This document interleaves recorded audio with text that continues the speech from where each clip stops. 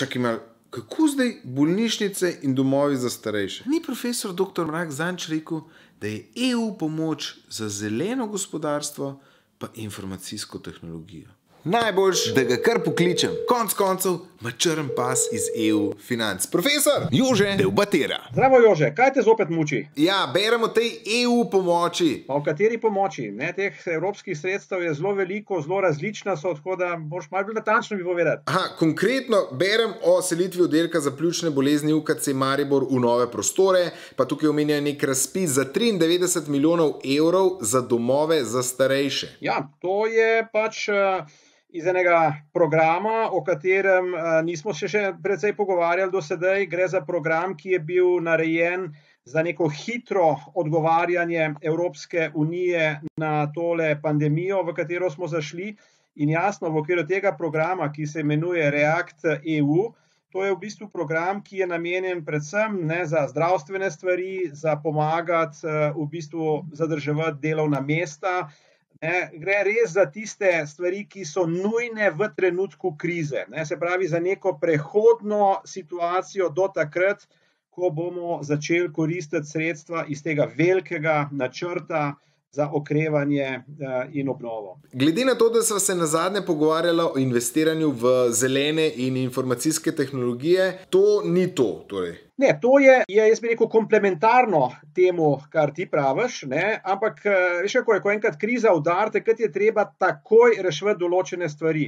In če je bila to zdravstvena kriza, je logično, da kle rešujemo najprej v bistvu stvari v zdravstvu, in da ne gledamo kle prav hudo na zeleno pa digitalno, pa tisto, kar je res trenutno nujno.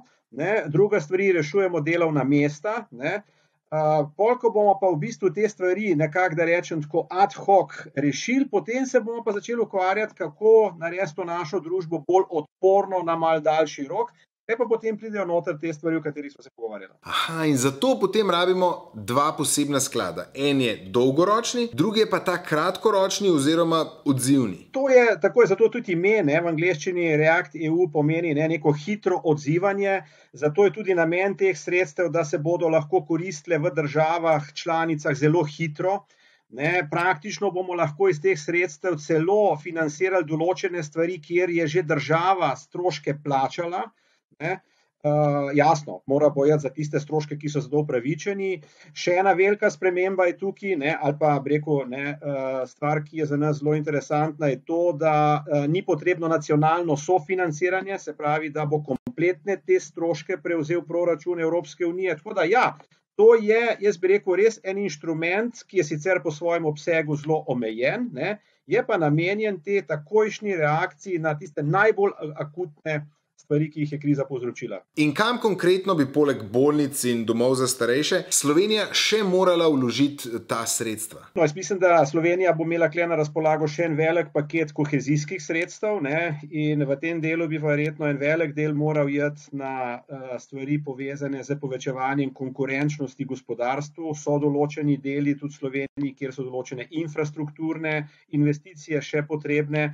Tako da, ko bomo pogledali cel ta celoten paket Evropske unije, ki ga zagotavlja državam članicam, bo to potem zelo celovito finančna pomoč državi, ki je v tej situaciji. Če torej povzamem najin pogovor, so EU sredstva razdeljena tudi glede na to, kako hitro je treba reagirati. Najprej urgentno reševanje, nato pa še dolgoročne naložbe. Hvala, profesor dr. Mrak, upam, da se kmalu spet slišva. Tudi jaz. Lep pozdrav. Adijo.